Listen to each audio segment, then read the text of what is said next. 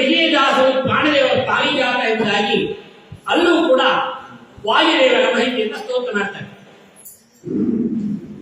ವಾಯುಸ್ಥಿತಿಯಲ್ಲಿ ಪಂಡಿತಾಚಾರ್ಯ ಸ್ತೋತ್ರ ಮಾಡ್ತಾ ವಂದೇಹಂ ತಂ ಹನುಮಾನ್ ಇತಿ ಮಹಿತ ಮಹಾಪುರುಷೋ ಬಾಹುಶಾಲಿ ಖ್ಯಾತಸ್ತೆ ತ್ರ್ಯೋವತಾರಃ ಸಹಿತ ಇಹ ಬಹು ಬ್ರಹ್ಮಚರ್ಯಾದಿ ಧರ್ಮೈಃ ಸಸ್ನೇಹಾನಾಂ ಸಹಸ್ವಾನ್ ಹರ ಹರಿತತ್ತೀರ್ಥಹಂ ದೇಹಭಾಜ ಅಂಭೋ ಮಹಾಮಹೋಯ ಬೃಹಯತಿ ವಹತಿಂ ಭಕ್ತಿಂ ಅದ್ಯಾಪಿರಾಮಿ.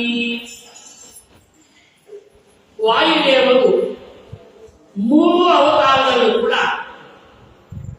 3 ಆಶ್ರಮವನ್ನು ತಾವು ಮಾಡಿದ್ದಾರೆ. ಹನುಮಾವತಾರದಲ್ಲಿ ಬ್ರಹ್ಮಚರ್ಯಾಶ್ರಮ, ಭೀಮಸೇನಾವತಾರದಲ್ಲಿ ಗೃಹಸ್ಥಾಶ್ರಮ, ಆಚಾರ್ಯ ಮಧ್ವರಾಗಿ ಸನ್ಯಾಸಾಶ್ರಮ. ಈ 3 ಅವತಾರ ಮಾಡಿದ ಈ ಜೀವೋತ್ತಮರ ಮಹಿಮೆಯನ್ನ ಯಾವ ನಾರಾಯಣ ಪಂಡಿತಾಚಾರ್ಯರು ಆ ಸುಮಧ್ವನಿಯಲ್ಲಿ ಸ್ತೋತ್ರ ಮಾಡ್ತಾ ವಾಯುದೇವರು ಅವತಾರ ಮಾಡಲಿಕ್ಕೆ ಪರಮಾತ್ಮನ ಆದೇಶ ಎಲ್ಲ ಪ್ರಾಣಿಗಳು ನೋಡ್ತೇವೆ. ಪರಮಾತ್ಮ ತಾನು ವಾಯುದೇವರನ್ನು ಯಾಕೆ ಕಳಿಸ್ತಾನೆ? 3 ಅವತಾರದಲ್ಲೂ ಇಬ್ಬರತಕ್ಕಂಥದ್ದಾಗಿ ಬೇರೆ ದೇವತೆಗಳು ಅವರಿಂದ ಕೆಳಗತಕ್ಕಂತಹ ಅವತಾರ ಮಾಡಿದರೆ ಅವರಿಗೆಲ್ಲ ಕಲಿಯ ಪ್ರಾಬಲ್ಯ ಉಂಟವೆ. ಆದರೆ ವಾಯುವಿಗೆ ಕಲಿಯ ಪ್ರಾಬಲ್ಯ ಇಲ್ಲ ಅಂತ ಬಹಳ ಸ್ಪಷ್ಟ ನಿರೂಪಣೆ ಮಾಡ್ತಾರೆ ಚಿತ್ರದಲ್ಲಿ. ಹಾಗೆ ವಾಯು ಹೇಗೆ ಆಯ್ಕೆ ಮಾಡಿದ್ದಾರೆ? ಸುಮಧ್ವಿಯನ್ನು ಹೇಳ್ತಾ ಇದೆ, ಶ್ರೀವಲ್ಲಭಾಜ್ಞಾಂ ಸಸುರೇಂದ್ರಯಾಚ ಸಂಭಾವ್ಯ ಸಂಭಾವ್ಯ ತಮಾಂ ತ್ರಿಲೋಕ್ಯಾಂ ಪ್ರಾಣೇಶ್ವರ ಪ್ರಾಣಿಗಣ ಪ್ರಣೇತಾ ಗುರುಸ್ತತಾಂ ಕೇಸರಿಣೋ ಗೃಹೇ ಭೂತ್. ಶ್ರೀವಲ್ಲಭಾಜ್ಞ ಸ ಸುರೇಂದ್ರಯಾಚ್ಯ ಸಂಭಾವ್ಯ ಸಂಭಾವ್ಯ ತಮಾಂ ತ್ರಿಲೋಕ್ಯಾಂ. ವಾಯುವ ಅವತಾರ ಮಾಡಲು ಹೋದು ಅವತಾರ ಮಾಡಲಿಕ್ಕೆ ಪರಮಾತ್ಮನ ಆದೇಶ ಇದೆ. ಅದನ್ನೇ ಕೊಡ್ತಾ ಇದ್ದಾರೆ. ಶ್ರೀ ವಲ್ಲಭಾಜ್ಞ, ಶ್ರೀ ಲಕ್ಷ್ಮೀ ದೇವಿಯ ವಲ್ಲಭಾಜ್ಞ ಪತಿ ಆಗಿರತಕ್ಕಂತಹ ಪರಮಾತ್ಮ ಆಯ್ಕೆ ಮಾಡ್ತಾ ಇದ್ದಾರೆ. ಇದನ್ನೇ ಅನುವಾದ ಮಾಡ್ತಾರೆ ವಿಶೇಷವಾಗಿರತಕ್ಕಂತಹ ಶ್ರೀಪಾದರಾಜರು. ತ್ರೇತೆಯಲ್ಲಿ ರಘುಪತಿಯ ಸೇವೆಗೋಸ್ಕರ ಬಂದು ವಾಮಸುತ ಹನುಮಂತ ನಿರ್ದೇಶಿಸಿದ. ವಾಯುದೇವ ಅವತಾರ ಮಾಡಿದ್ದು ತಮ್ಮ ಸ್ವಾರ್ಥ ಸಾಧನೆಗೆ ಅಲ್ಲ, ಭಗವತ್ ಕಾರ್ಯ ಸಾಧಕ ಎಂಬುದಾಗಿ ವಾಯುಪುರಾಣದಲ್ಲಿ ಈ 3 ಅವತಾರದಲ್ಲಿ ಈ ಮಾತುಗಳನ್ನು ಮಾಡಿ ಶ್ರೀ ವಲ್ಲಭಾಜ್ಞ ಪರಮಾತ್ಮ ಆಜ್ಞೆ ಮಾಡಿದ. ಸ ಸುರೇಂದ್ರ ಯಾಚ್ಯ, ಸುರೇಂದ್ರ ದೇವತೆಗಳು. ಒಂದು ಕಡೆ ದೇವತೆಗಳ ಪ್ರಾರ್ಥನೆ, ಮತ್ತೊಂದು ಕಡೆ ಪರಮಾತ್ಮ ಆಜ್ಞೆ. ಸಂಭಾವ್ಯ ಸಂಭಾವ್ಯ ತಮಾಂ ತ್ರಿಲೋಕ್ಯಾಂ, 3 ಲೋಕವನ್ನ ಪವಿತ್ರ ಮಾಡತಕ್ಕಂತಹದ್ದಾದರೆ ವಾಯುದೇವರಿಗೆ ತ್ರೈಲೋಕ್ಯಾಚಾರ್ಯ ಅಂತ ವಾಯು ಪ್ರಾಣಿ ಮಾತು ದಾಖಲೆ ಮಾಡ್ತೇನೆ. ಯಾರ್ಯಾವ ಮಾಡಿ ಭಕ್ತರಿಂದ ವಾಯು ತ್ರೈಲೋಕ್ಯಾಚಾರ್ಯ ಹೇಳೋದಲ್ಲ. ವಾಯು ಪುರಾಣವೇ ವೇದವ್ಯಾಸ ವಾಯು ಪುರಾಣದಲ್ಲಿ ಮಾತಾಡ್ತಾ ಇದೆ. ಯಾಕೆ ವಾಯುದೇವರ ಮಹಿಮೆ ಎಲ್ಲಿ ಸ್ತೋತ್ರ ಮಾಡ್ತಾರೆ ಅಂತಂದ್ರೆ ಸಭಾಸು ದೈವೀಷು ಸಭಾಧಿಕಾರಿ. ನಾರಾಯಣ ಹೇಳ್ತಾರೆ, ದೇವತೆಗಳ ಸಭೆಯಲ್ಲಿ ವಾಯು ಮಹಿಮೆ ಸ್ತೋತ್ರ ಮಾಡಿದ್ರೆ ವಾಯು ಸ್ಥಾನ ಹೇಳಬೇಕಿಲ್ಲ. ದೇವತೆಗಳ ಸಭೆಯಲ್ಲಿ ವಾಯು ಮಹಿಮೆ ಅಂತಹ ವಾಯುವಿನ ಪ್ರಾಂತ್ಯ ಯಾಕೆ ಆಯ್ಕೆ ಮಾಡಿದ ಅಂತಂದ್ರೆ, ನಾನು ಮುಂದೆ ರಾಮಾವತಾರ ಮಾಡ್ತಾ ಇದ್ದೇನೆ, ಅದಕ್ಕೋಸ್ಕರವಾಗಿ ಪ್ರಥಮಾವತಾರಕ್ಕಿಂತ ಹನುಮಾವತಾರದಿಂದ ನೀನು ಪ್ರಾದುರ್ಭಾವನಾಗುವಂತ ಪರಮಾತ್ಮ ಆಯ್ಕೆ ಮಾಡಿದರೆ, ಯಾವ ಪರಮಾತ್ಮ ಆಯ್ಕೆ ಸ್ವೀಕಾರ ಮಾಡಿದ? ಪ್ರಾಣೇಶ್ವರ ಪ್ರಾಣಿಗಣ ಪ್ರಣೇತಾ ಗುರುಸ್ತತಾಂಕೆ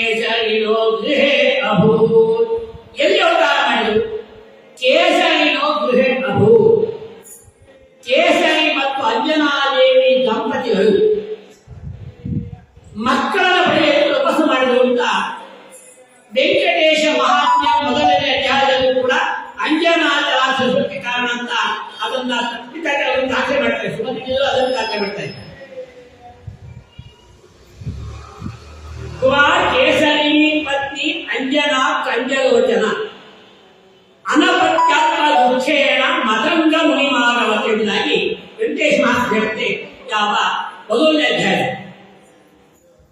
ಕೇಸರಿ ಮತ್ತು ಅಂಜನಾದೇವಿ ದಂಪತಿಗಳು ಅನಪತ್ಯ ಅಂದ್ರೆ ಮಕ್ಕಳಿಲ್ಲ ಅಂತ ಚಿಂತಾಕಾಂತರಾಗಿ ಹಂಪೆಯ ಸಮೀಪದಲ್ಲೇ ಇದ್ದ ಮತಮುಷರನ್ನ ಪ್ರಾರ್ಥನೆ ಮಾಡಿದಾಗ ಆ ಮತಮುಷರ ಆಜ್ಞಾನುಸಾರವಾಗಿ ನಾರಸಿಂಹಾತ್ಮಕ್ಕೆ ದೇವಿ ವರ್ತತೆ ವಸುಧಾತಲೆ ಅಂತ ಅವರಾಗಿ ಮಾಡಿದ ಮತಮುಷರು. ಇಲ್ಲಿದ್ದ 300 ಯೋಜನೆ ದೂರದಲ್ಲಿರತಕ್ಕಂತಹ ನಾರಸಿಂಹ ಪರ್ವತ ಅಂತ ಆಗಿನ ಪರ್ವತಕ್ಕೆ ಹೆಸರು. ಅಲ್ಲಿ ಹೋಗಿ ತಾವು ದಂಪತಿಗಳು ಸ್ವಾಮಿ ಕೃಷ್ಣನಲ್ಲಿ ಸ್ನಾನ ಮಾಡಿ ಆಕಾಶಗಂಗೆ ಸಮೀಪದಲ್ಲಿ ದ್ವಾದಶಾಂತ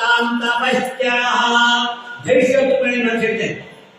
12 ವರ್ಷ ತಾವು ದಂಪತಿಗಳು ತಪಸ್ಸನ್ನು ಮಾಡಬೇಕು. ಎಂತಹ ತಪಸ್ಸು ಅಂದ್ರೆ ವಾಯುವಾಹನ ಸಮನ್ವಿತ, ಬರೀ ಗಾಳಿಯನ್ನೇ ಸ್ವೀಕಾರ ಮಾಡಿ ತಪಸ್ಸು ಮಾಡಬೇಕು. ಇದಕ್ಕೆ ಮುಂದೆ ವಾಯು ಅವತಾರ ಮಾಡಿ ಆ ವಾಯುವಿನ ಅವತಾರಕ್ಕೋಸ್ಕರವಾಗಿ 12 ವರ್ಷ ಕಠಿಣವಾದ ತಪಸ್ಸನ್ನು ಮಾಡ್ತಾರೆ ಕೇಸರಿ ಮತ್ತು ಅಂಜನಾದೇವಿ ದಂಪತಿ.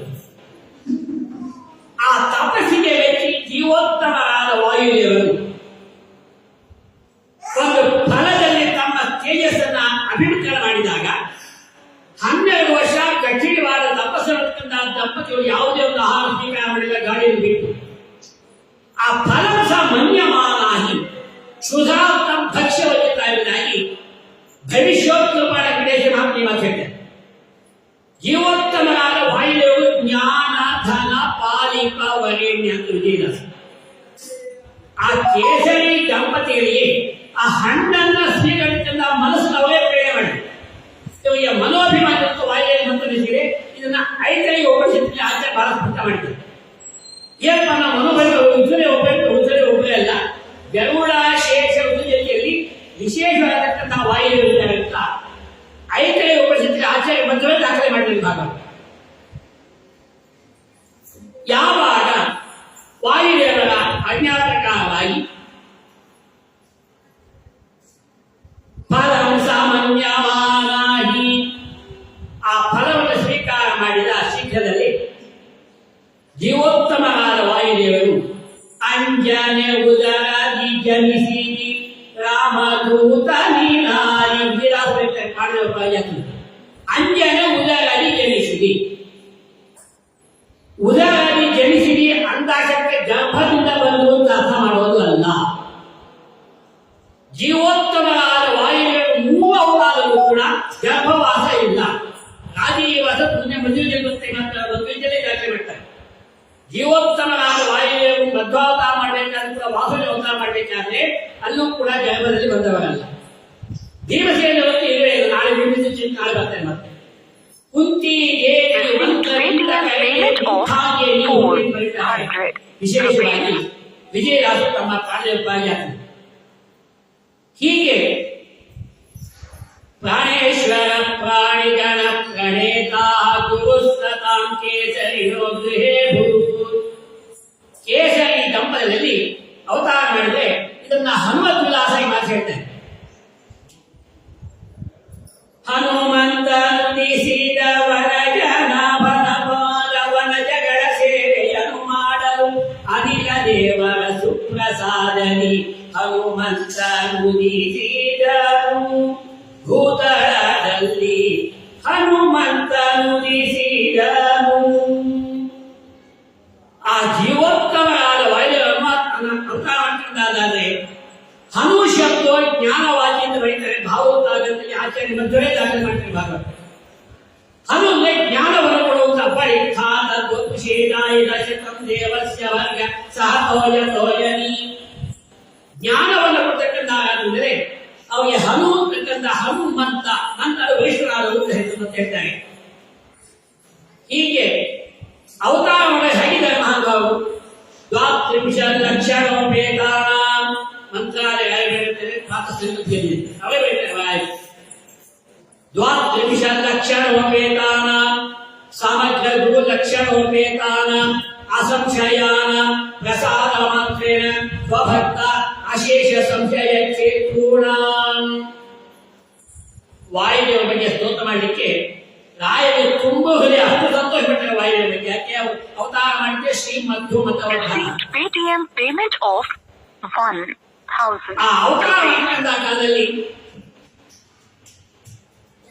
ಎಳೆತಳಿರಂದರಿ ದೇಹಗಳದಲ್ಲಿ ನವರತ್ನಗಳ ಹನುಮಂತದಾಸ ಹೇಳ್ತಾರೆ, ವ್ಯಾಸರಾಜ ಶಿಷ್ಯರೇ ತಿಮ್ಮಣ್ಣ ಕವಿಗಳು ಖಾತ್ರಿ ಹನುಮಂತ ಅಂತಕ್ಕಂಥ ಖಾತ್ರಿ ನರಸಿಂಹ ಅವತಾರದಿಂದ ಈ ಮಾತು ಬರುತ್ತೆ. ಖಾತ್ರಿ ಹನುಮಂತದಾಸ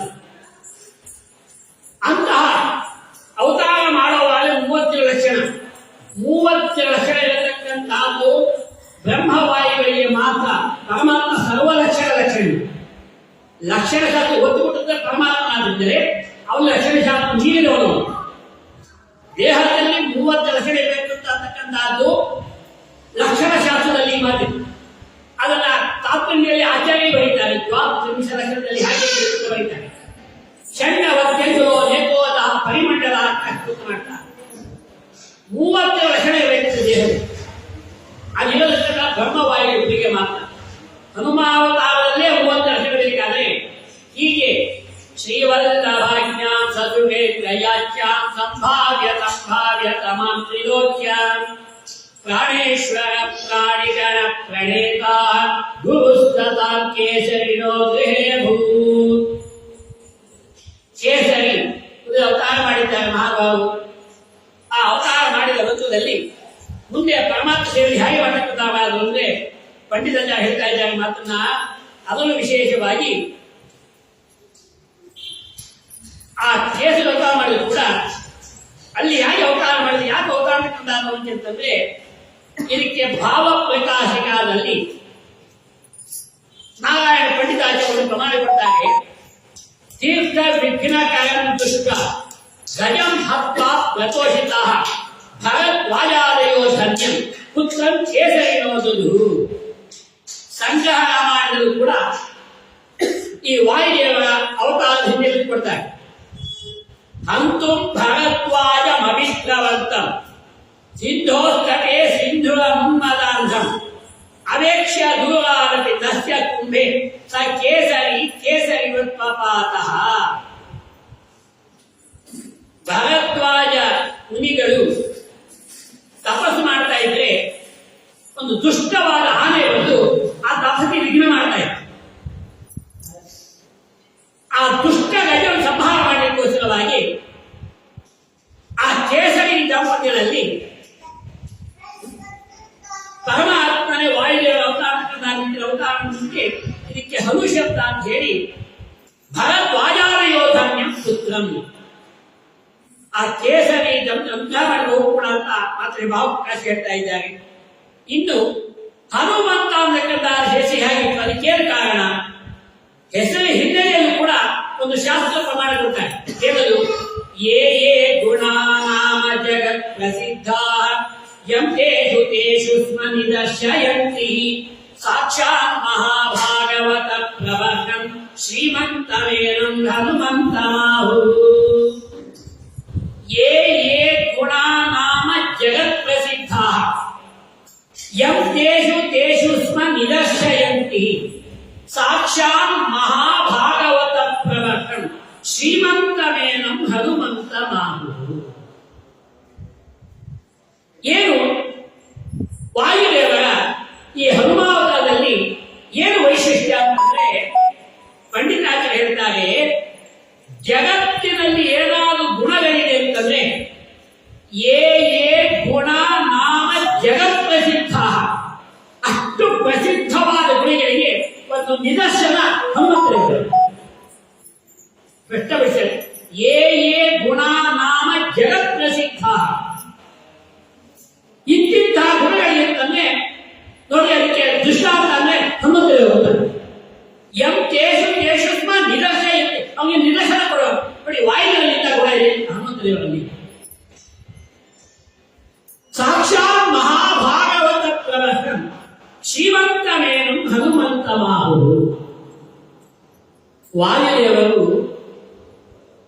ಭೂಲೋಕದಲ್ಲಿ ವಾಯುದೇವರಿಗೆ ಅವತಾರ ಇಲ್ಲ, ಮೂಲ ಅವತಾರದಲ್ಲಿ ಅವತಾರ ಇಲ್ಲ. ಅವತಾರ ಹೋಗ್ಬಿಟ್ಟಿದ್ದು ಅವತಾರ ನೋಡಿ, ಈಗ ಅರ್ಥ ಮಾಡಿ. ಮೂಲ ವಾಯುದೇವರು ಇರ್ತಕ್ಕಂಥದ್ದು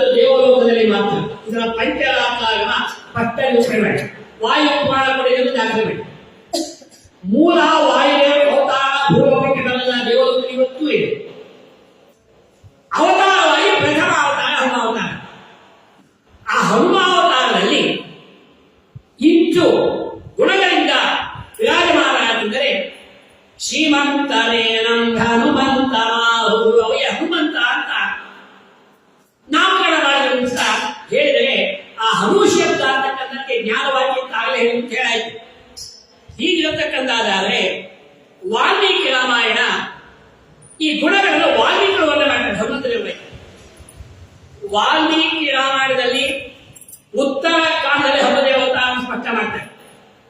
ಬಾಲಕಾಲದಲ್ಲಿ ತಮ್ಮ ಸೇವೆ ಮಾಡ್ತಕ್ಕಂಥ ಉತ್ತರ ಕಾಲ ರಾಮಾಯಣದಲ್ಲಿ ಹನುಮಂತದೇವ ಅವತಾರವನ್ನು ಅಲ್ಲಿ ವರ್ಣನೆ ಮಾಡ್ತಾರೆ ವಾಲ್ಮೀಕಿ ರಾಮಾಯಣ. ಏನೇನು ಗುಣಗಳಿರ್ತಾರೆ ವಾಲ್ಮೀಕಿ ಭಾಷೆ ಅಂತಂದ್ರೆ ಪರಾಕ್ರಮೋತ್ಸಾಹಮತಿ ಪ್ರತಾಪೈ ಸೌಂದರ್ಯ ಮಾಧುರ್ಯ ದಯಾನಯೈಶ್ಚ ಗಾಂಭೀರ್ಯ ಚಾತುರ್ಯ ಸುವೀರ್ಯ ಧೈರ್ಯ ಹನುಮತ ಕೋಶದಿ ಕತ್ತಿಲೋಕ್ಯ. ನೋಡಿ, ಹನುಮಂತ ದೇವರಲ್ಲಿ ಈ ವಾಯುದೇವರ 3 ಅವತಾರ: ಹನುಮಾವತಾರ, ಭೀಮಾವತಾರ, ಮಧ್ವಾವತಾರ. ಹನುಮಾವತಾರ, ಭೀಮಾವತಾರ ವಿಶೇಷವಾಗಿ ಪರಾಕ್ರಮ 2 ಅವತಾರಗಳು. ಧೈರ್ಯಾಶ್ಚರ್ಯದಲ್ಲಿ ಪೂರ್ಣ ಪರಾಕ್ರಮ. ಆದರೆ ಮಧ್ವಾವತಾರದಲ್ಲಿ ಶಾಸ್ತ್ರ ಉಲ್ಲೇಖ ಮಾಡಿಕೊಂಡಾಗ ಅಲ್ಲಿ ಪರಾಕ್ರಮ ತೋರಿಸಿಲ್ಲ. ಹಾಗೆ ಯಾವ ಹನುಮಂತ ದೇವರನ್ನ ಏನೇ ಗುಣ ಇತ್ತು ವಾಲ್ಮೀಕಿ ಹೇಳ್ತಾರೆ ಪರಾಕ್ರಮ. ಏನು ಪರಾಕ್ರಮ ಅಂತಂದ್ರೆ ಭೀಮಸೇನ ನಿರ್ಣಯದಲ್ಲಿ ಆಚಾರ್ಯ ಹೇಳ್ತಾರೆ ಈ ಮಾತನ್ನ. ಭೀಮಸೇನ ಸಮೋ ನಾಸ್ತಿ ಸೇನಯೋ ಉಭಯೋರಪಿ ಪಾಂಡಿತ್ಯೇಕ ಪಟುತ್ವೇಕ. ಭೀಮಸೇನ ಸಮೋ ನಾಸ್ತಿ ಅಂತ ನಿರ್ಣಯದಲ್ಲಿ ಆಚಾರ್ಯ ಬರೀತಾರೆ. ಭೀಮಸೇನ ಸಮಾಜಕ್ಕಂತಹ ಪಾಂಡಿತ್ಯದಲ್ಲಿ ಆಗಲಿ, ಪಟುತ್ವದಲ್ಲಿ ಆಗಲಿ, ಜ್ಞಾನದಲ್ಲಿ ಆಗಲಿ, ವಿಷ್ಣು ಭಕ್ತಿಯಲ್ಲಿ ಆಗಲಿ ಅದನ್ನ ವಾಲ್ಮೀಕಿಗಳು ಹೇಳ್ತಾರೆ ಪರಾಕ್ರಮ. ಮತ್ತೆ ಉತ್ಸಾಹ. ಏನ್ ಪರಮಾತ್ಮ ಕೆಲಸನ ನಾನು ಮುಂದೆ ಹೇಳ್ತೇನೆ. ಇದು ಜೀವೋತ್ತಮರಾದ ವಾಯು ಪರಮಾತ್ಮ ಮಾಡ್ತಕ್ಕಂಥ ಸೇವೆ. ಆಗತ್ತೋ ಇಲ್ವೋ ಅದಿಲ್ವೇ ಇಲ್ಲ. ಪರಮಾತ್ಮ ಆಯ್ಕೆ ಮಾಡಿದ್ದೆ ಆಯ್ತು, ಅಷ್ಟೇ ಕೆಲಸ. ಈ ಹೇಳಿದ್ದೆ ನಾ ಮಾಡಿ ಆ ಉತ್ಸಾಹ ಅದು ಗುಣ. ಪರಾಕ್ರಮ ಉತ್ಸಾಹ ವಾಲ್ಮೀಕಿ ಮಾತು. ಪರಾಕ್ರಮ ಉತ್ಸಾಹ ಅತಿ ಪ್ರತಾಪೈ. ಪ್ರತಾಪದಲ್ಲಿ ಜೀವೋತ್ತಮರಾದ ವಾಯುದೇವ ಎಲ್ಲ ಅವತಾರಗಳು ಪ್ರತಾಪದಲ್ಲಿ. ಸೌಂದರ್ಯ ಮಾಧುರ್ಯ ದಯಾನೈಶ್ಚ. ಸೌಂದರ್ಯ ಅಂದರೆ ಅಂತಹ ಸೌಂದರ್ಯಕ್ಕೆ ಮತ್ತೊಂದು ಅರ್ಥ ಹನುಮಂತ ದೇವರು ಬರೀತಾರೆ. ಮತ್ತೆ ಮಾಧುರ್ಯ, ಆ ಮಾತಿನ ಎಷ್ಟು ಏನಿದೆ ಸಕಲ ಗುಣಗಳಲ್ಲಿ ಕೂಡ ಒಳ್ಳೆ ಮಾಧುರ್ಯ. ಈ ಮಾಧುರ್ಯಕ್ಕೆ ಮತ್ತೊಂದು ದೃಷ್ಟಾಂತ ಇದೇ ಹನುಮಂತ ದೇವರು ರಾಮದೇವರನ್ನು ಭೇಟಿ ಮಾಡುವಂತಹ ಸಂದರ್ಭ ಕಿಷ್ಕಿಂಧ ಕಾಂಡದಲ್ಲಿ ರಾಮಾಯಣದ ಆ ರಾಮದೇವರು ಎದುರುಗಡೆ ಬರಬೇಕಾದರೆ ಸುಗ್ರೀವ ಕಳಿಸ್ತಾನೆ ಹನುಮಂತ ದೇವರನ್ನು. ಯಾವ ಇಬ್ಬರು ಬರ್ತಾ ಇದ್ದಾರಲ್ಲ ಅವ್ರು ನೋಡಿಕೊಂಡು ಬಾ. ವಾಲಿ ಏನಾದ್ರು ನನ್ನ ಸಂಹಾರ ಮಾಡಲಿಕ್ಕೆ ಯಾರನ್ನು ಕಳಿಸ್ತಾ ಇದ್ದಾರೆ ಕಾಣುತ್ತೆ, ಅದರಿಂದ ಅಲ್ಲಿ ಹೋಗಿ ನೋಡ್ಕೊಂಡು ಬಾ ಅಂತ ಹನುಮಂತನನ್ನು ಕಳಿಸ್ತಾನೆ. ಪ್ರಪ್ರಥಮವಾದ ಭೇಟಿ ಅಂತ ಇವಾಗ ಆ ಹನುಮಂತದೇವರು ಬರತಂದಾಗ ರಾಮದೇವರು ನೋಡ್ತಾರೆ. ಅಲ್ಲಿ ಮಾಡ್ತಕ್ಕಂತಹ ಸ್ತೋತ್ರ ಹೇಗೆ ಮಾಡ್ತಾರೆ ಅಂತಂದ್ರೆ ನಮೋ ನಮೋ ನಾಥ ನಮೋ ನಮಸ್ತೆ ನಮೋ ನಮೋ ರಾಮ ನಮೋ ನಮಸ್ತೆ ಪುನಃ ಪುನಸ್ತೆ ಚರಣಾರವಿಂದ ನಮಾಮಿ ನಾಥೇತಿ ನಮಂ ಸೇವೇನೆ. ಸುಮಧೀರತೆ ಮತ್ತೆ ಹೆಚ್ಚೆ ಹೆಚ್ಚೆ ನಮಸ್ಕಾರ ಹೇಳ್ತಿದ್ದೆ. ಹನುಮಂತ ಅವತಾರ ಮಾಡಿದ್ರೆ ರಾಮದೇವ ಪ್ರತ್ಯಕ್ಷ ರಾಮದೇವರಿಗೆ ಸಂತೋಷವಾಗಿರಬೇಕು. ಅವತಾರ ಮಾಡಿದ್ರೆ ರಾಮದೇವ ಸೇವೆಗೆ, ಇದು ರಾಮದೇವ ಪ್ರತ್ಯಕ್ಷವಾಗಿ ಸಂತೋಷವಾಗಿರಬೇಕು. ಹೆಚ್ಚೆ ಹೆಚ್ಚೆ ನಮಸ್ಕಾರ ಬರ್ತಾ ಇರುತ್ತೆ. ನಮೋ ನಮೋ ನಾಥ ನಮೋ ನಮಸ್ತೆ ಪುನಃ ಪುನಸ್ತೆ ಚರಣಾರವಿಂದ ನಮಾಮಿ ನಾಥೇತಿ ನಮಂ ಸೇವೇನೆ. ಮಾಧುರ್ಯ ಅನ್ನೋ ಪದಕ್ಕೆ ಅರ್ಥವಾಗಿದೆ. ಹನುಮಂತ ದೇವ ಸ್ತೋತ್ರ ಮಾಡ್ತಾರೆ. ಆ ಸ್ತೋತ್ರವನ್ನ ಹನುಮತ್ ವಿಲಾಸ ಹೇಳುತ್ತೆ.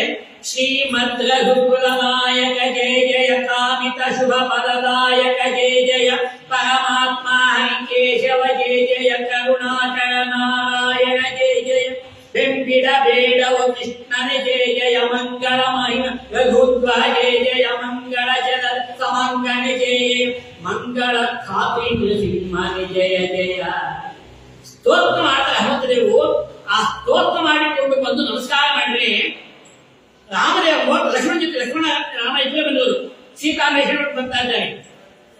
ಆ ಋಷ್ಯಮುಖ ಪರ್ವತಕ್ಕೆ ಬಂದಾಗ ಆ ಹನುಮಂತ ದೇವರು ಆ ಸ್ತೋತ್ರ ಮಾಡಿದ್ದನ್ನು ಕೇಳಿ ಲಕ್ಷ್ಮಣ ಜೊತೆ ಹಾಕಿ ವಾಲ್ಮೀಕರು ಬರ್ತಾ ಇದ್ದಾರೆ. ಲಕ್ಷ್ಮಣ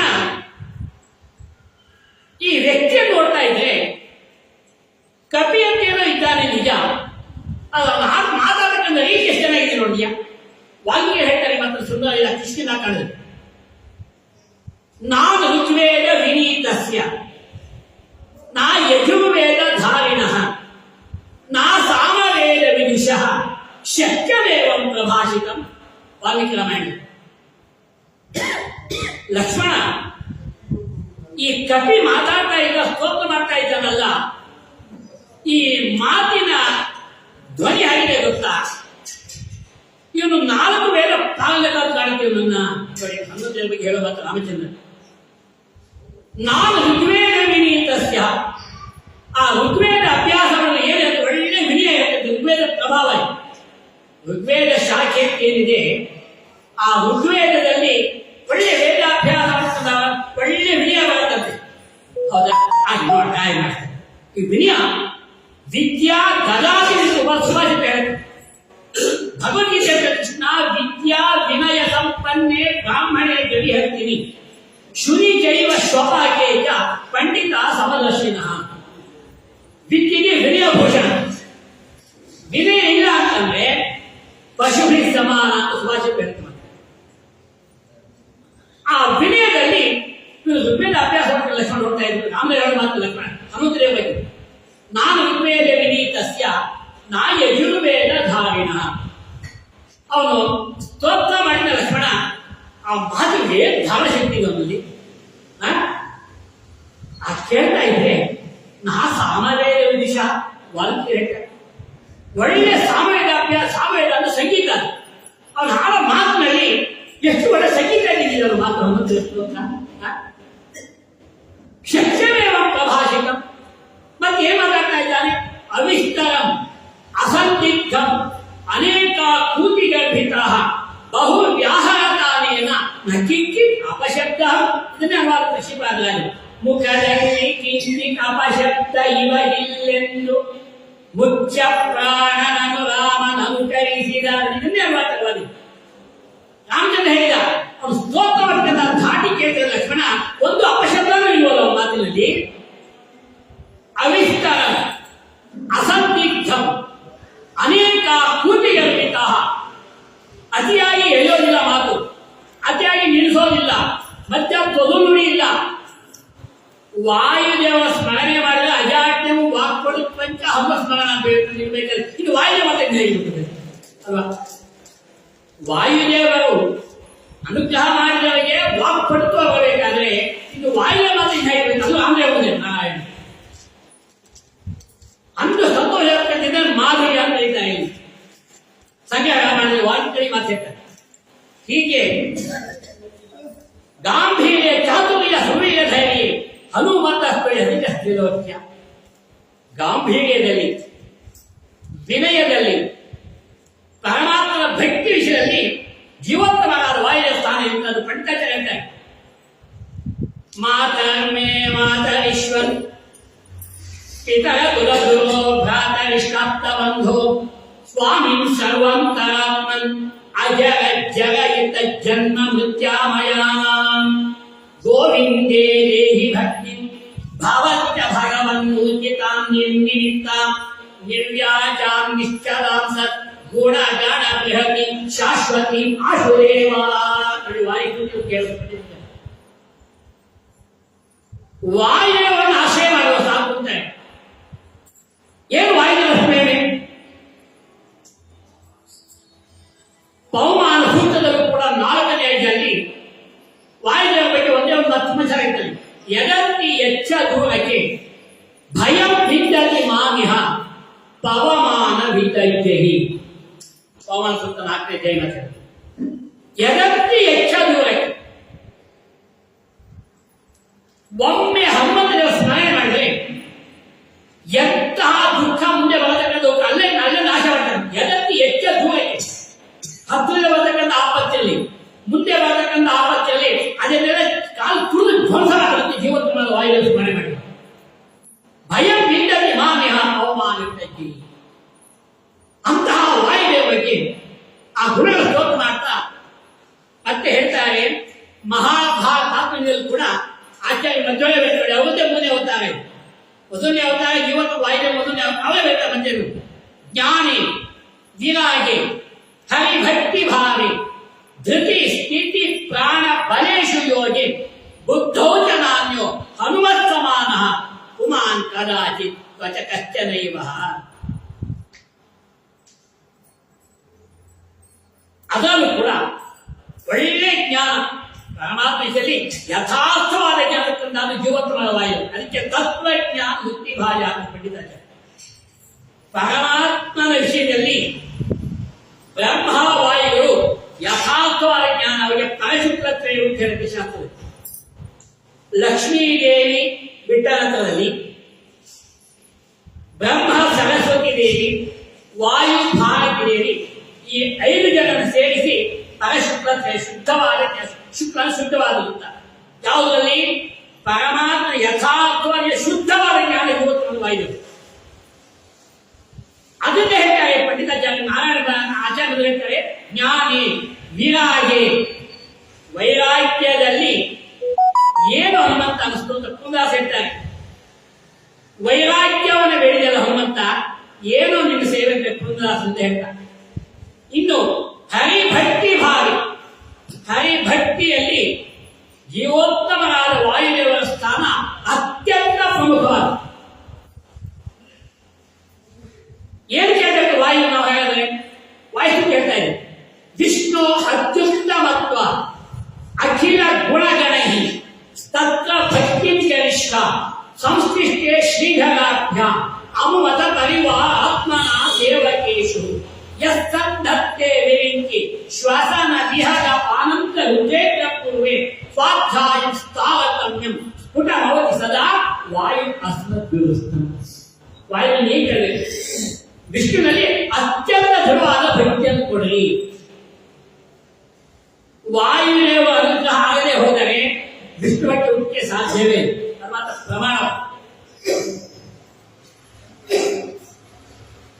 ಹಾಗಾಗಿ ಜ್ಞಾನಿ ವಿರಾಗೆ ಹರಿಭಕ್ತಿ ಭಾವೆ. ಆದ್ರಿಂದಲೇ ಪರಮಾತ್ಮ ವಾಯು ಹಸ್ತಾಂತಂದ್ರೆ ಧೃತಿ ಸ್ಥಿತಿ ಪ್ರಾಣ ಬಲಯೋಶಿ ಯೋಗಿ. ಧೃತಿ ದೃಢವಾದ ಧೈರ್ಯ, ಹನುಮಾನ ದೇವರ ಯಥಾರ್ಥವಾದ ಜ್ಞಾನ, ಸ್ಥಿತಿ ಪ್ರಾಣ ಬಲೇಶು ಯೋಗಿ, ಬುದ್ಧೌ ಜನ ಅನ್ಯೋ ದೃಢವಾದ ಸ್ಥಿರವಾದ ಬುದ್ಧಿ, ನಾ ಅನ್ಯೋ ಹನುಮತ್ ಸಮಾನ. ಹನುಮಂತೆ ಸಮಾನರಾದ ಬೇರೆ ಯಾರೂ ಇಲ್ಲ. ಮಹಾಭಾರತದಲ್ಲಿ ಆಚಾರ್ಯ ಮಧ್ಯೆ ಬಂದಿರ್ತಕ್ಕಂಥ ಶ್ಲೋಕ. ಹಾಗಾಗಿ ಇಂತಹ ಸ್ತೋತ್ರ ಹೇಳಿಕೊಂಡೆ ನಚ ಮಧ್ವ ಸಮೋಗುರು. ಹನುಮಾವತಾರದಲ್ಲೂ ಅಷ್ಟೇ, ಭೀಮಾವತಾರಕ್ಕೆ ಮಧ್ವ ನಚ ಮಧ್ವ ಸಮೋಗುರು ಅಂತ ಪ್ರಮಾಣ. ಇನ್ನು ಇದೇ ವಾಯುದೇವರ ಹನುಮಂತ ದೇವರ ರಾಮ ಸಂಜಾಸಕ್ಕೆ ಹೇಳಿಕೊಂಡಾಗ ಮುಂದೆ ಹೇಗೆ ಒಂದು ಹನುಮಂತ ಆಗಲೇ ಬಂದಿತ್ತು ಈ ಮಾತು. ಪಾದಾರವಿಂದ ಪ್ರಣತೋ ಹರೀಂದ್ರ ಸ್ತದಾ ಮಹಾಭಕ್ತಿ ಭಗಾಭಿನುನ್ನ ಅಗ್ರಾಹಿ ಪದ್ಮೋದರ ಸುಂದರಾಭ್ಯಾಂ ದ್ವಾಭ್ಯಾಂ ಭರಾಭ್ಯಾಂ ದೋಭ್ಯಾಂ ಪುರಾಣೇನ ಸಪೂರುಷೇಣ. ವಾಯುದೇವರು ಪರಮಾತ್ಮ ನೋಡಿದಾಗ ಎಷ್ಟು ಸಂತೋಷವಾಗಿ ಪುಷ್ಪವನ್ನು ಅರ್ಪಣೆ ಮಾಡಿರುತ್ತಂದ್ರೆ, ಆ ಪುಷ್ಪ ತರೋದಲ್ಲೂ ಕೂಡ ಬಹಳ ಭಕ್ತಿ ಪರಾಮರ್ಶೆ ಮಾಡ್ತಾ ಇದ್ದಾರೆ. ಹೇಗೆ ತಂದು ಹೇಗೋ ತಂದು ಕೈ ಸಮರ್ಪಣೆ ಹಾಗಲ್ಲ. ದ್ವಾಭ್ಯಾಂ ಕರಾಭ್ಯಾಂ ಅಭವತ್ ಪ್ರಯತ್ನ. ಆ ಎರಡು ಕೈಲಿ ಹೂ ತರಬೇಕ ದೇವರಿಗೆ ಸಮರ್ಪಣೆ. ನನಗೆ ಒಂದು ಸಂದೇಶ ಕೊಡ್ತೀನಿ ಭಾಗ.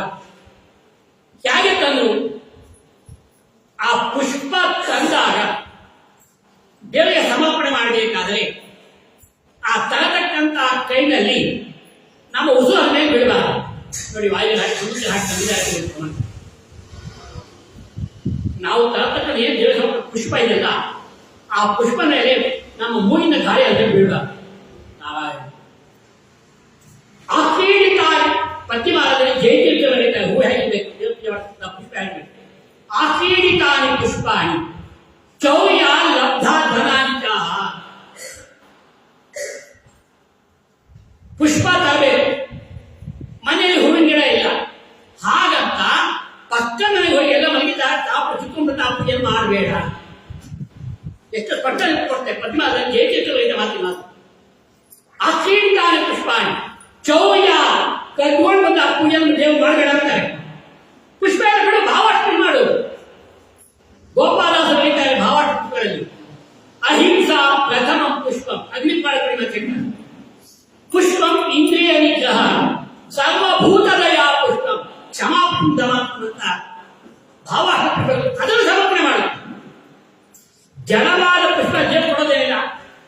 ಈ ಪುಷ್ಪಕ್ಕೆ ನಾನು ನಿಮ್ಮ ಮನವನ್ನು ತೋರಿಸಿ ಮನಕ್ಕೆ ಆ ಪುಷ್ಪ ಸಮರ್ಪಣೆ ಹಾಗೆ ತರತಕ್ಕಂಥದ್ದಾಗಿ ತಂದು ಸಮರ್ಪಣೆ ಮಾಡಿದರೆ ಪರಮಾತ್ಮ ನೋಡ್ತಾನೆ. ಹನುಮಂತ ದೇವರು ಪ್ರಾರ್ಥನೆ ಮಾಡ್ತಾರೆ, ಸ್ವಾಮಿ ನಮ್ಮ ಸೋದರ ಮಾವನಾಗಿರ್ತಕ್ಕಂಥ ಸುಗ್ರೀವ ರಾಜ ತನ್ನ ಅಣ್ಣನಾದ ವಾಲಿಯಿಂದ ಹೆದರಿ ಈ ಋಷ್ಯಮುಖ ಪರ್ವತದಲ್ಲಿ ವಾಸ ಮಾಡ್ತಾ ಇದ್ದಾನೆ. ಅವನ ಪತ್ನಿ ಕೂಡ ಅಪಹಾರ ಮಾಡಿದ್ದಾನೆ ವಾಲಿ. ಅವನಿಗೆ ರಕ್ಷಣೆ ಬೇಕಾಗಿದ್ದರಿಂದ ದಯವಿಟ್ಟು ನೀನು ಬಂದು ಅವನು ಎಲ್ಲ ಮಾಡಬೇಕು ಅಂತ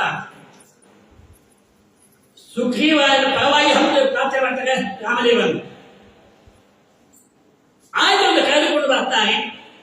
ಅಗ್ನಿ ಸಾಕ್ಷಿಯಾಗಿ ಮಧ್ಯದಲ್ಲಿ ಹನುಮಂತ ದೇವರು, ಈ ಕಡೆ ರಾಮಚಂದ್ರ, ಈ ಕಡೆ ಸುಗ್ರೀವ, ಮಧ್ಯ ಹನುಮಂತ ದೇವರು ಅಗ್ನಿ ಸಾಕ್ಷಿಯಾಗಿ ಪ್ರತಿಜ್ಞೆ ಮಾಡಿಸ್ತಾರೆ. ಹನುಮಾನ ನಂಬಿದ ಸುಗ್ರೀವ ಗೆದ್ದ.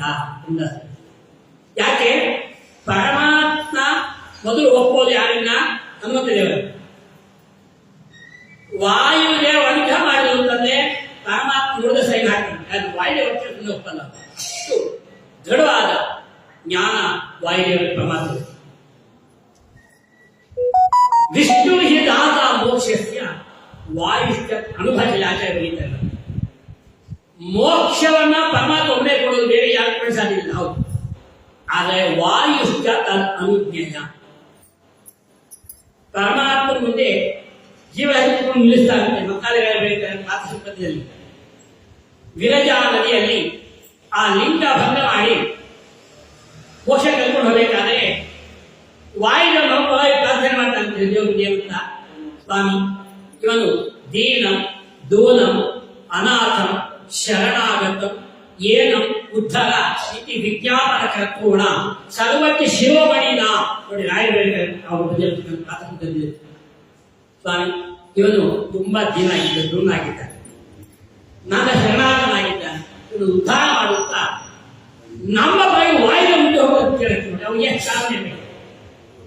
ಆಯ್ತು ಹೇಳ್ತಾರಪ್ಪ, ಮೋಕ್ಷ ಕರ್ಕೊಂಡು ಹೋಗಿಲ್ಲ, ಮೋಕ್ಷ ಕೊಡುತ್ತೆ. ಅಷ್ಟು ಒಂದು ಸಾಧನೆ ವಾಯುದೇವ. ಅದಕ್ಕೆ ಹನುಮಾನ ಮತವೇ ಹರಿಯ ಮತ. ವಾಯುದೇವ ಅನುಗ್ರಹ ಮಾಡಿದ್ರು ಅಂತಂದ್ರೆ ಪರಮಾತ್ಮನೇ ಆಯ್ತು, ವಾಯು ಹೇಳ್ತಾರೆ ಅಥವಾ ಅಷ್ಟು. ಅದಕ್ಕೆ ನಿರ್ಣಯ ಆಗಬೇಕು. ತಸ್ಯಾಂಗ ಪ್ರಥಮೋ ವಾಯು ಪ್ರಧಾನಾಂಗಂ ಹಿ ಮಾರುತಿ.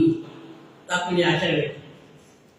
ಪರಮಾತ್ಮ ಆಪ್ತ ಸೇವಕದಲ್ಲಿ ಜೀವೋತ್ತಮ ವಾಯುದೇವ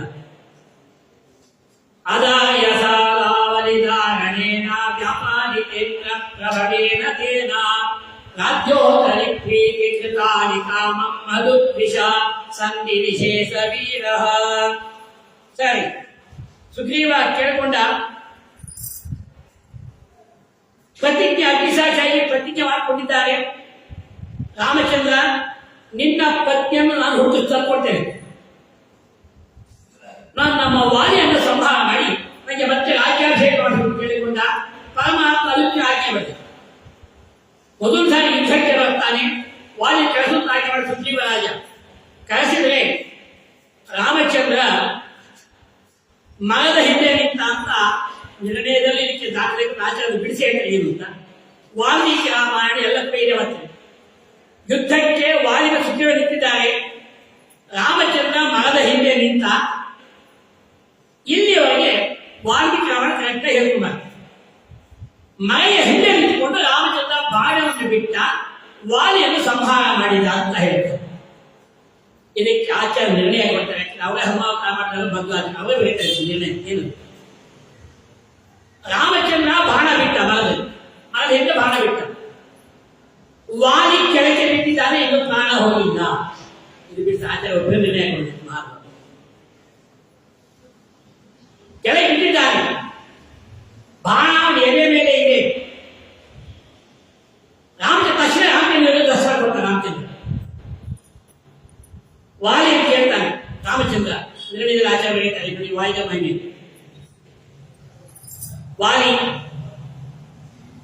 ನಿನ್ನ ಬದುಕಿಸ್ಬೇಕು ಅಂತ ಮತ್ತೆ ನಾನು ಬದುಕಿಸ್ತೀನಿ ಅಂತ ನಾನು ಹೇಳ ಮಾತು.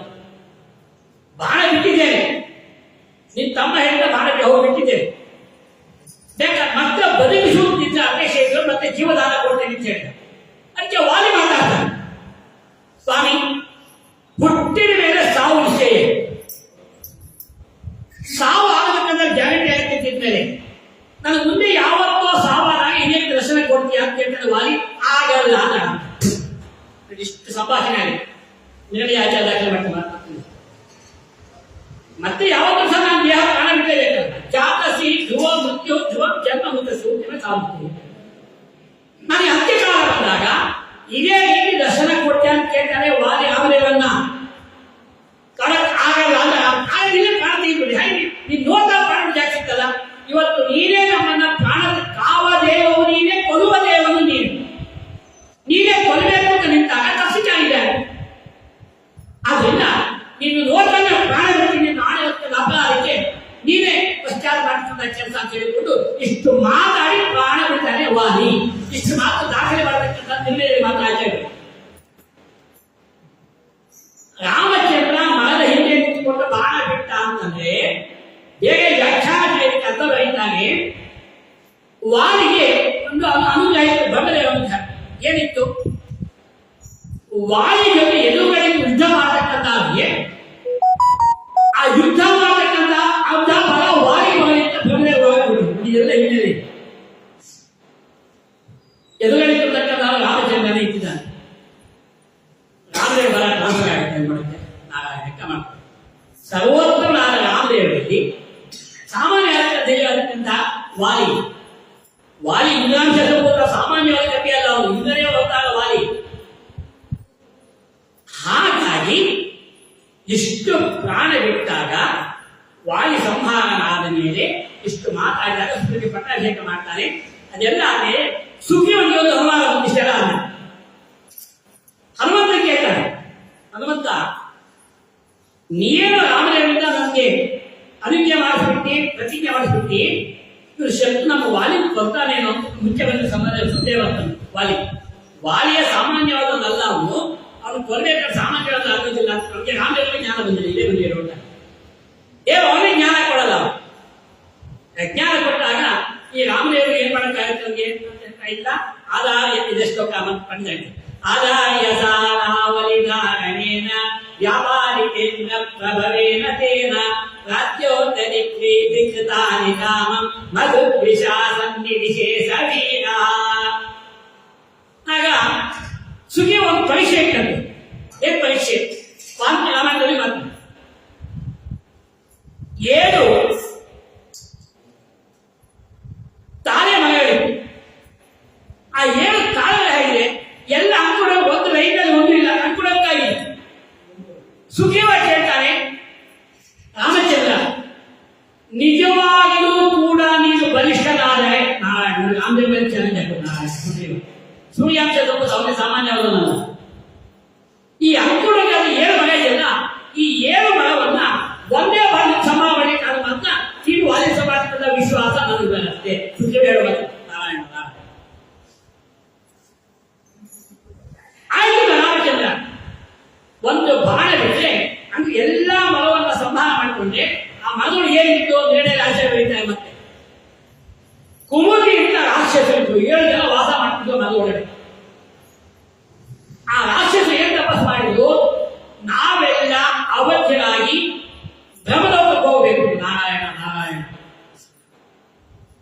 ಸರ್ವಜ್ಞನ ಪರಮಾತ್ಮ ಗೊತ್ತಿರೋರು ಯಾರು ಅಂತ ಆ 7 ತಾಳೆ ವೃಕ್ಷವನ್ನ ಎಲ್ಲರನ್ನು ಕೂಡ ಸಂಹಾರ ಮಾಡಿದಾಗ ಮುಂದೆ ಸಂತೋಷಪಟ್ಟ ಸುಗ್ರೀವ ಮುಂದೆ ರಾಮಚಂದ್ರ ವಾಲಿ ಸಮಾರ್ಥಿ ಮುಂದೆ ಆಚಾರ್ಯರು ಹೇಳ್ತಾರೆ. ಇಷ್ಟೆಲ್ಲ ಆದ ನಂತರದಲ್ಲಿ ಮುಂದೆ ಯಾವ ರಾಮಚಂದ್ರ ಗೋಭಿ ಸಮಾನಂದಿತ ರೂಪ ಸೀತ ಸ್ವಗ್ನಿಗ್ಧ ಪದಾಶಿರಾಶಿ ಅಹೋ ಹನುಮನ್ನವ ಮಾರಿದೋಸು ತೀರ್ಣಾಂಬುದೇ ವಿಷ್ಣು ಪದೇ ನರಾಮಃ. ಮುಂದೆ ಸುಂದರಕಾಂಡಕ್ಕೆ ಬರ್ತಾರೆ. ಯಾವ ಹನುಮಂತ ದೇವರ ಪರಮಾತ್ಮ ಆಜ್ಞೆ ಮಾಡಿ ನೀನು ಹೋಗಿ ಸೀತಾದಿ ದರ್ಶನ ಮಾಡ್ಕೊಂಡು ಬರ್ತಕ್ಕಂಥದ್ದಾಗಬೇಕು. 1 ತಿಂಗಳ ಕಾಲಾವಕಾಶ ಕೊಡ್ತೇನೆ. ಕೇಳಿಕೊಂಡಾಗ ಇದನ್ನ ಸಂಗ್ರಹ ರಾಮಾಯಣ, ಸುಂದರಕಾಂಡ, ನಿರ್ಣಯಾದಿಗಳಲ್ಲಿ ಮತ್ತೆ ವಾಲ್ಮೀಕಿ ರಾಮಾಯಣ ದಾಖಲೆ ಮಾಡುತ್ತೆ. ಇಲ್ಲಿಂದ ಎಲ್ಲಿಗೆ ಹೋಗಬೇಕು ಅಂತಂದ್ರೆ ಹನುಮಂತದಾಸ ಅಂತ ಹೇಳ್ತಾ ಇದೆ, ಅಲ್ಲಿ ಜಾಂಬವಂತ ಒಂದು ಸಭೆಯನ್ನು ಕರೀತಾರೆ ಎಲ್ಲ ಕರ್ಕೊಂಡು. ಇಲ್ಲಿ ಯಶಕ ಯೋಜನವಿರುವುದು ಆ ಲಂಕಾನಗರಿ, ಅಲ್ಲಿ ಜನಕ ಜಯ ನೋಡಿ ಬರುವುದಕ್ಕೆ ಯಾವೆಷ್ಟಾರಿ. ಜಾಂಬವಂತ ಎಲ್ಲ ಕರ್ಕೊಂಡು ಜನರಲ್ ಬಾಡಿ ಮೀಟಿಂಗ್ ನೋಡಪ್ಪ, ಇನ್ನು 100 ಯೋಜನ ಲಂಕಾಪಟ್ಟಿಗೆ ಹೋಗ್ತಕ್ಕಂಥ ಸಮುದ್ರ ಇದೆ, ಮಧ್ಯ ನಿಲ್ಲಿಕ್ಕೆ ಸಮುದ್ರ ಇದ್ಬಿಟ್ಟು ಅಲ್ಲೇ ಮಧ್ಯಕ್ಕೆ ನೀರು ಹೋಗುದ ಅಂತ 100 ಯೋಜನ ಸಮುದ್ರ ದಾಟ್ಕೊಂಡು ಹೋಗ್ಬೇಕು. ಅಲ್ಲಿ ರಾವಣನ ಅರಮನೆಯಲ್ಲಿ ಎಲ್ಲಿ ಇದ್ದಾದ್ರೂ ಹುಡುಕಿಕೊಂಡು ಹೋಗ್ಬೇಕು. ಸೀತಾದೇವಿ ಹುಡುಕಿಕೊಂಡು ಹೋಗಿ ರಾಮಚಂದ್ರ ಕೊಟ್ಟಿರತಕ್ಕಂಥ ಮುದ್ರೆ ಇವನ್ನು ಕೊಡಬೇಕು. ರಾವಣನ ದರ್ಶನ ಮಾಡಿಕೊಂಡು ಜೊತೆಯಲ್ಲಿ ರಾಮನ ಮಹಿಮೆ ಹೇಳಿಕೊಂಡು ಮತ್ತೆ ದಾಟ್ಕೊಂಡು ಅನೇಕ ಹಾಕಬೇಕು. ಎಷ್ಟು ಸಾಮರ್ಥ್ಯ ಇದೆ ಅಂತ ಜಾಂಬವಂತ ಕರೀತಾರೆ. ಆಗ ಕವಿ ಹೇಳಿದ್ರು, ನಳ ನೀಲ ಕವಿ ಹೇಳಿದ್ರು, ನಳ ನೀಲ ಗವಯ ಗವಾಕ್ಷ ಗಂಗಾಧೀರ್ತಕ್ಕಂಥ ಪ್ರಧಾನವಾದ ಕವಿಗಳು. ಈ ಕವಿಗಳ ಹೆಸರನ್ನೇ ಇವತ್ತು ಕೂಡ ರಾಮೇಶ್ವರ ದೇವಸ್ಥಾನ 24 ಬಾವಿ ಇದೆ, ಆ ಕವಿಗಳ ಹೆಸರಿಟ್ಟಿದ್ದಾರೆ. ರಾಮೇಶ್ವರ ದೇವಸ್ಥಾನ ಏನಿದೆ ತಮಿಳುನಾಡಿನಲ್ಲಿ, ಆ ಒಳಗಿರತಕ್ಕಂಥ ಬಾವಿ ಇದೆಲ್ಲ, ಒಳಗಿನ ಸಿಹಿ ನೀರು ವೈಶಿಷ್ಟ್ಯ, ಸುತ್ತ ಸಮುದ್ರ ಉಪ್ಪು ನೀರು, ಒಳಗಿರತಕ್ಕಂಥ ಬಾವಿ ಮಾತ್ರ ಸಿಹಿ ಇದೆ, ಎಲ್ಲ ಕವಿಗಳ ಹೆಸರಿಟ್ಟಿದ್ದಾರೆ. ಆಮೇಲೆ ಆ ಕವಿಗಳನ್ನ ಕೇಳಾಗಿರ್ತಾರೆ, ಒಬ್ಬರೇ ನಾನು 10 ಯೋಜನೆ ನೀರು ಮುಗಿದ 100 ಯೋಜನೆ ನಾಶ ಹೋಗಕ್ಕೆ ಮಧ್ಯೆ ಎಲ್ಲೂ ಬಿಟ್ಟಿಲ್ಲ ಜಾಗ ಇದೆ. ಇನ್ನೊಬ್ಬ ನಾನು 20, 30 ಎಲ್ಲ ಹೇಳಿದ್ರು. ಅಂಗಲ ಹೇಳ್ತಾನೆ, ವಾಲಿ ಮಗ ಅಂಗಲ, ನಾನು ಹೋಗ್ತೇನೆ ವಾಪಸ್ ಬರಕ್ಕಾಗಲ್ಲ, ಇದು ತೋಡಿ ಏನ್ ಮಾಡಕ್ಕೆ. ಆಗ ಜಾಮೂನು ತಾವು ಹೇಳ್ಕೊಳ್ತಾರೆ, ನಿಮ್ಮನ್ನೆಲ್ಲ ಇಷ್ಟು ಪ್ರಶ್ನೆ ಮಾಡ್ತಾ ಇದ್ದೀನಲ್ಲ, ನಾನು ಹೋಗಕ್ಕೆ ಸಮರ್ಥನಾಗಿದ್ದೆ. ಬಾಲೇ ಯದಾತ್ರಿ ಶ್ರಮೈ ನಿರ್ರಾಜ ಬರೀತಾರೆ ಮಾತು. ಹಿಂದೆ ಹೃದಯದಲ್ಲಿ ಪರಮಾತ್ಮ ವಾಮನಾವತಾರ ಮಾಡಿದ, ತ್ರಿವಿಕ್ರಮನಾಗಿ ಬೆಳೆದು 3 ಹೆಜ್ಜೆ ಆಗಿದ್ದಲ್ಲ, ಆ ಪರಮಾತ್ಮ ಮೇಲಿನ ಸ್ತೋತ್ರ ಮಾಡ್ಕೊಂಡು ಎಲ್ಲ ಕಡೆ ಸಾಕೊಂಡು ಅಂತ ಹೋದ ನಾನು. ಆಗ ನನ್ನ ಮೊಣಕಾಲು ಮಂದರ ಪೌತಿಗೆ ತಾಕ್ಬಿಡ್ತು, ಈಗ ಹಾಲಿಗೆ ಸಾಧ್ಯ ಇಲ್ಲ ಅಂತ ಜಾಂಬವಂತ ತನ್ನ ವೀಕ್ನೆಸ್ ಹೇಳ್ತಾರೆ. ಎಲ್ಲದಕ್ಕೆ ನೀರು ಕೇಳ್ತಾರೆ, ಅನ್ಕೋದೇ ನನಗೆ ಹಾಲಿಗೆ ಸಾಮರ್ಥ್ಯ ಇತ್ತು. ವಾಮನಾವತಾರದ ತ್ರಿವಿಕ್ರಮನಾಗಿ ಬೆಳೆದು 14 ಲೋಕವನ್ನು ಅಳೆಬಿಟ್ಟಲ್ಲ ಪರಮಾತ್ಮ ತಾನು ಎಲ್ಲ ಕಡೆ ಸತ್ತೋರಿಗೆ ನಾನು ಮೊಣಕಾಲು ಹಾಕ್ಬಿಟ್ಟು ಅದಕ್ಕೆ ಹಾಕಕ್ಕಾಗಲ್ಲ. ಕಡೆಯಲ್ಲಿ ಹನುಮಂತ ಹೇಳ್ತಾರೆ. ಆಗ ಹನುಮಂತ ದೇವರು ಪ್ರಾರ್ಥನೆ ಮಾಡಿಕೊಂಡಾಗ ಹಾಕೊಂಡು ಹೋಗ್ಬೇಕು ನಾವು ಆಗ್ತಾರೆ. ಹಾಕೊಂಡು ಹೋಗ್ಬೇಕಾದ್ರೆ ಅಲ್ಲಿ ಹೇಗೆ ಹೋಗ್ಬಂದಾಗ ಒಂದೇ ಶ್ಲೋಕದಲ್ಲಿ ಸತ್ಯಧರ್ಮ ತೀರ್ಥಕ್ಕೆ ವ್ಯಾಖ್ಯಾನ ಮಾಡಿದ್ರು. ಸತ್ಯಧರ್ಮ ತೀರ್ಥರು ಇಡೀ ಸಮಗ್ರವಾದ 68 ಅಧ್ಯಾಯದ ಸುಂದರಕಾಂಡ ವಾಲ್ಮೀಕಿ ರಾಮಾಯಣಕ್ಕೆ ಆಚಾರ್ಯ ಮಧ್ವದಿಂದ ತನ್ನ 50 ಶ್ಲೋಕಕ್ಕೆ ಕೇವಲ ಒಂದೇ ಶ್ಲೋಕದಲ್ಲಿ ಸತ್ಯಧರ್ಮ ತೀರ್ಥ ಬರೀತಾರೆ. ಏನ್ ಬರೀತಾರೆ ಸತ್ಯಧರ್ಮ ತೀರ್ಥರು? ಚತುರ್ಥಯ ಪಂಚಮಗೋ ದೃಷ್ಟ್ವಾತು ಪ್ರಥಮಾತ್ಮಜ ತೃತೀಯಂ ತತ್ರ ನಿಕ್ಷಿಪ್ಯ ದ್ವಿತೀಯಂ ತತ್ರ ಪುನಃ. ಕೇವಲ ಒಂದೇ ಶ್ಲೋಕದಲ್ಲಿ 68 ಅಧ್ಯಾಯ ಸಾಧಿಸಿದ ಸತ್ಯಧರ್ಮ ತೀರ್ಥ ಮಹಾನುಭಾವರು. ಚತುರ್ಥಯ ಪಂಚಮಗೋ ದೃಷ್ಟ್ವಾತು ಪ್ರಥಮಾತ್ಮಜ ತೃತೀಯಂ ತತ್ರ ನಿಕ್ಷಿಪ್ಯ ದ್ವಿತೀಯಂ ತತ್ರ ಪುನಃ. ಇಲ್ಲಿ ಪಂಚಭೂತಗಳ ವಸ್ತುಗಳು ಅದೇ ಫಲವೈತೆ ಸತ್ಯಧರ್ಮ. ಪಂಚಭೂತಗಳು ಯಾವುದು? ಪೃಥ್ವಿ, ಅಪ್ಪು, ತೇಜಸ್ಸು, ವಾಯು, ಆಕಾಶ.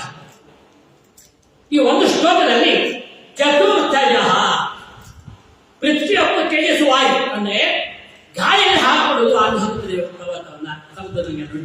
ಚತುರ್ಥಯ ಪೃಥ್ವಿ, ಅಪ್ಪು, ತೇಜಸ್ಸು, ವಾಯು, ವಾಯು ಗಾಳಿ, ಗಾಳಿ ಸಮುದ್ರ ಹಾಕುವುದು ಸಮುದ್ರವನ್ನ ಚತುರ್ಥಯ. ಮತ್ತೆ ಪಂಚಮಗೋ ದೃಷ್ಟ ತೇಜಸ್ಸು, ವಾಯು, ಆಕಾಶ. ವಾಯುಗಳು ಆಕಾಶ ಹಾಕೊಂಡು ಹೋದ್ರು. ದೃಷ್ಟ ತು ಪ್ರಥಮಾತ್ಮಜಂ. ಪ್ರಥಮ ಅಂದ್ರೆ ಪೃಥ್ವಿ, ಪೃಥ್ವಿ ಮಗಳು ಭೂದೇವಿ, ಇದಕ್ಕಂತ ಲಕ್ಷ್ಮೀದೇವಿ ಅಂತ ಸೀತಾ ನೋಡಿದ್ರು. ನೋಡಿ ಚತುರ್ಥಗ ಪಂಚಮಗೋ ದೃಷ್ಟ್ವಾತು ಪ್ರಥಮ ಆತ್ಮಜಂ. ಪ್ರಥಮ ಅಂದ್ರೆ ಪೃಥ್ವಿ, ಪೃಥ್ವಿ ತತ್ವ. ಪೃಥ್ವಿ ಮಗಳು ಭೂದೇವಿ, ಭೂದೇವಿ ಮಗಳು ಸೀತಾದೇವಿ, ಸೀತಾದೇವಿ ನೋಡಿದ್ರು ಹನುಮಂತ ದೇವರು. ಮತ್ತೆ ತೃತೀಯ ನಿಕ್ಷಿಪ್ಯ ತೃತೀಯ ಕೊಂಚ ಬೆಂಕಿಯನ್ನು ಅವನಿಗೆ ಹಾಕಿರುವ ಲಂಕಾಪಟ್ಟ ಸುಟ್ಟಾಗ ಉಂಟಂತ ನೋಡಿ. ಸತ್ಯದ ಮುಂಚೆ ಅಂತ ಜ್ಞಾನ ಮಾಡಬಹುದು. ತೃತೀಯಂ ತತ್ರ ನಿಕ್ಷಿಪ್ಯ, ತತ್ರ ಲಂಕಾಪಟ್ಟದಲ್ಲಿ ನಿಕ್ಷಿಪ್ಯ ಬೆಂಕಿಯನ್ನಿಟ್ಟು ತಮ್ಮ ಬಾಣ ಬೆಂಕಿಯಿಂದ ಲಂಕಾಪಟ್ಟಣ ಮೂಲ ಭಾಗ ಸುತ್ತಾಕಿದ್ದಾರೆ ಮಹಾನುಭಾವರು. ದ್ವಿತೀಯ ತೊತ್ತ ಪುನಃ ದ್ವಿತೀಯ ಅಪ್ಪು ಅದೇ ಸಮುದ್ರ, ಅಪ್ಪುನ ಸಮುದ್ರ ದಾಟಿಕೊಂಡು ಮತ್ತೆ ವಾಪಸ್ ಬಂದು ಆಮೇಲೆ ಮುದ್ರೆಯಿಂದ ಕೊಡ್ಬೇಕು. 68 ಅಧ್ಯಾಯ ಸಾರಾಂಶ ಬೇಕಿದೆ ಸತ್ಯದ ರುದ್ರಾಂಶ ಸಂಭೂತ ಹೊಳೆ ಹೊರತಕ್ಕಂಥ ಜ್ಞಾನಿವೇ ಮಹಾನುಭಾವ. ಇದರ ಸಂಪೂರ್ಣ ಸುಂದರ ಅನುಭವಿಸಬೇಕು.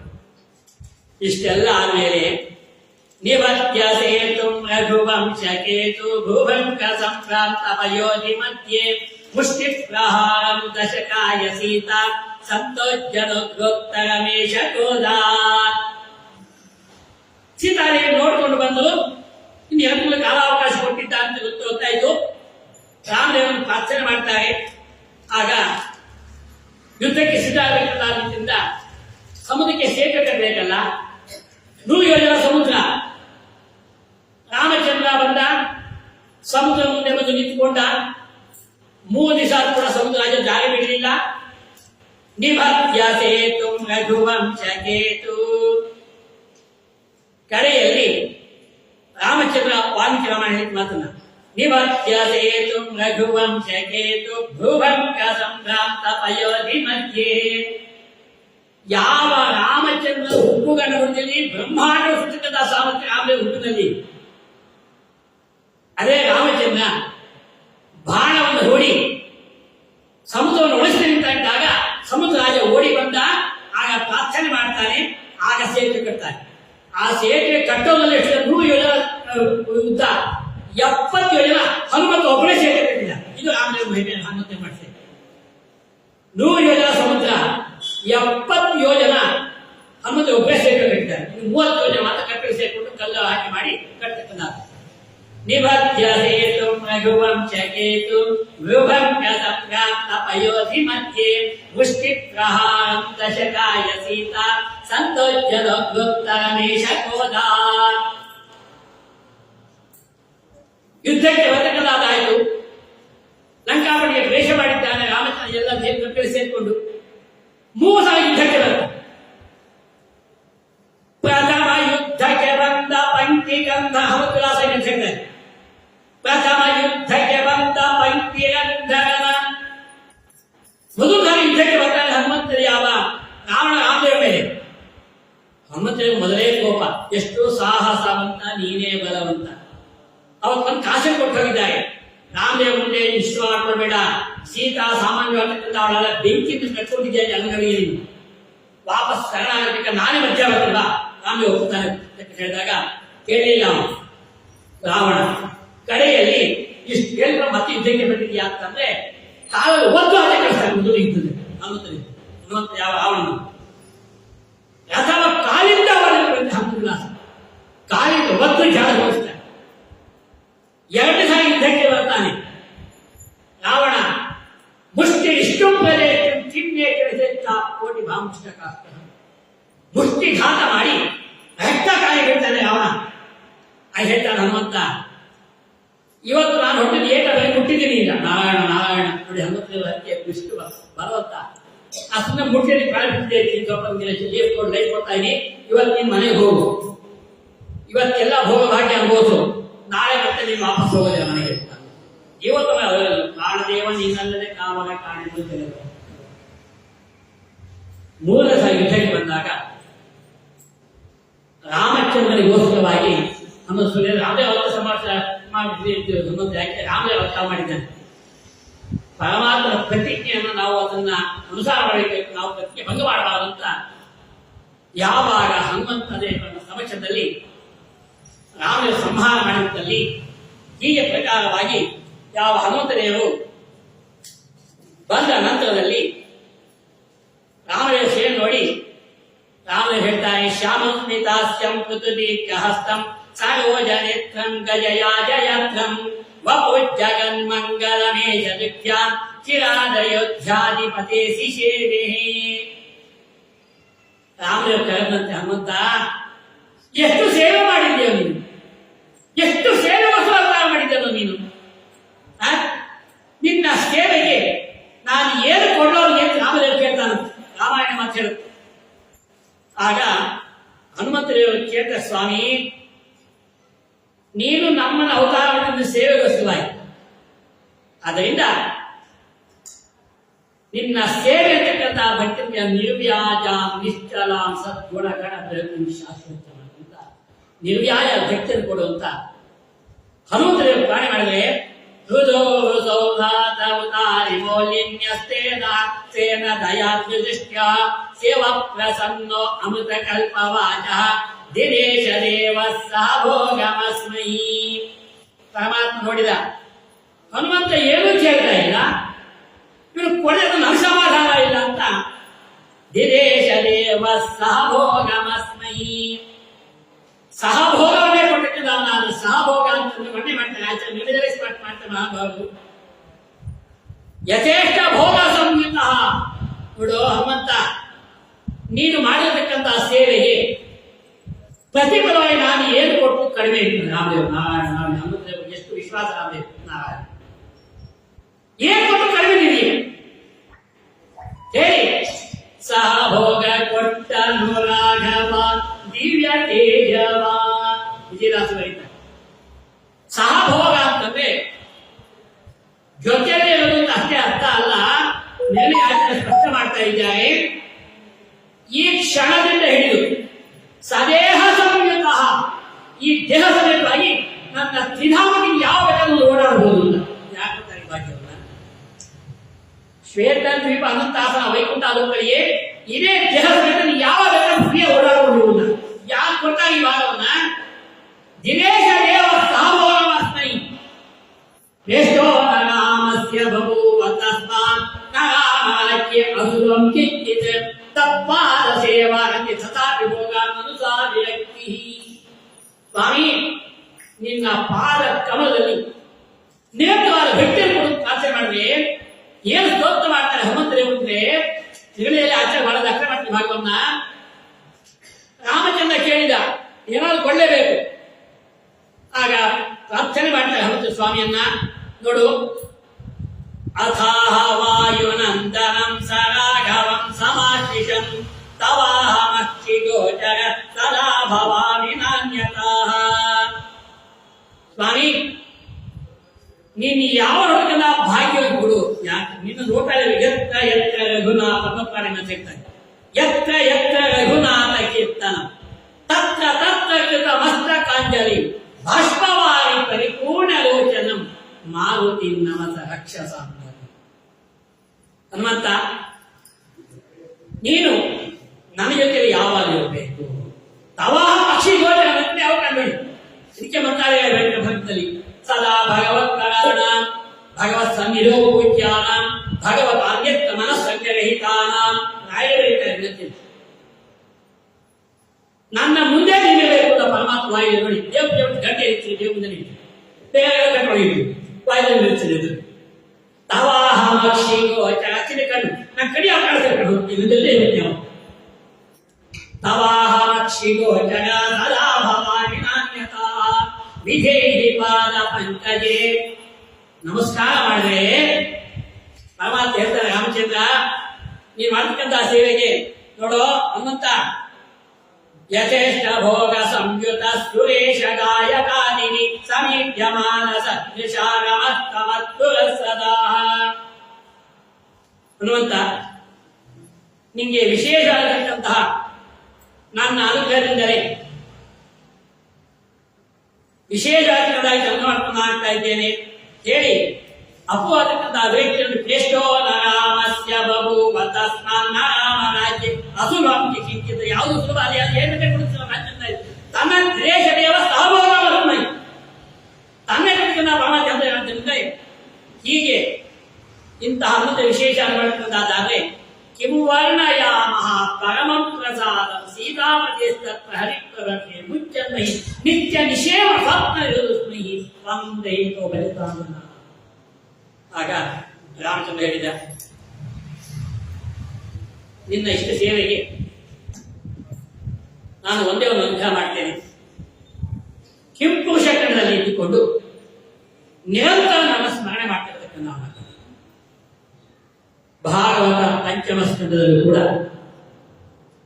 ಆ ಕಿಂಪುರುಷ ಕಣದಲ್ಲಿರತಕ್ಕಂತಹ ಜೀವೋತ್ತಮರಾದ ವಾಯುದೇವರು ಹೇಗಿದ್ದಾರೆ ಅಂತ ವರ್ಣನೆ ಮಾಡ್ತಾ ವಚನ ಮುಗಿಸ್ತಾ ಇದ್ದೇನೆ. ಒಂದೇ ನಿಮಿಷದಲ್ಲಿ 2 ನಿಮಿಷದಲ್ಲಿ ಶುಕಾಚಾರ್ಯ ಹೇಳ್ತಾರೆ, ಕಿಂಪುರುಷೇ ವಶ್ಯೆ ಭಗವಂತಂ ಆದಿಪುರುಷಂ ಲಕ್ಷ್ಮಣಾಗ್ರಜಂ ಸೀತಾಭಿರಾಮಂ ರಾಮಂ ತ್ವಚ್ಚರಣ ಸತ್ಯನಿಗಾಶ್ಚಾಭಿರ್ಭಾರತಃ ಆಶ್ರಿತೋಷೇಣ ಸಹ ಗಂಧರ್ವೀಮಾನಂ ಕಾಮ ಕಲ್ಯಾಣಿ ಭಕ್ತು ಭಗವತ್ಪತಾಂ ಸಮಪ್ರಶನೋತಿ ತ್ವಚ್ಚೇದಂ ಗಾಯತಿ. ಹನುಮಂತದೇವರು ಕಿಂಪುರುಷೇ ಕಿಲಾಸ್ತೆ ಕಿಂಪುರುಷ ಇವತ್ತು ವಿರಾಜಮಾನಾಗಿದ್ದಾನೆ. ಅಲ್ಲಿ ಏನು ಸ್ತೋತ್ರ ರಾಮದೇವನ್ನ ಓಂ ನಮೋ ಭಗವತೆ ಉತ್ತಮ ಶ್ಲೋಕಾಯ ನಮಃ ಆರ್ಯಶ ಲಕ್ಷಣಶೀಲಾಯ ನಮ ಉಪಶಿಕ್ಷಿತಾತ್ಮ ಉಪಾಸಿತ ಲೋಕಾಯ ನಮ ಸಾಧವಾದ ಕೃಷ್ಣಾಯ ಬ್ರಹ್ಮಣ್ಯ ದೇವಾಯ ಮಹಾಪುರುಷಾಯ ಮಹಾರಾಜಾಯ ನಮ ಇತಿ ಅಂತ ಸ್ತೋತ್ರ ಮಾಡ್ತಾ ಹನುಮಂತ ದೇವರು ಇವತ್ತು ಅಲ್ಲಿ ವಿರಾಜಮಾನರಾಗಿದ್ದಾರೆ ಎಂಬುದಿಗೆ ಹನುಮಾವತಾರವನ್ನ ಪರಿಸಮಾಪ್ತಿ ಮಾಡ್ತಾ ಮುಂದೆ ಭೀಮಾವತಾರವನ್ನ ನಾಳೆ ವಿಚಾರ ಮಾಡಿ ತೆಗೆದುಕೊಂಡು ಕಥಾಮಕವನ್ನ ಮಂತ್ರಾಲಯ ಅಂತ ವಾಯುದೇವರಿಗೆ ಉಪಾಸಿಸಿದಂತಹ ಕೃಷ್ಣಾಭಿನ್ನ ರಾಮದೇವರಿಗೆ ಸಮರ್ಪಣೆ ಮಾಡ್ತಾ ಇದ್ದೇನೆ. ಕೃಷ್ಣ.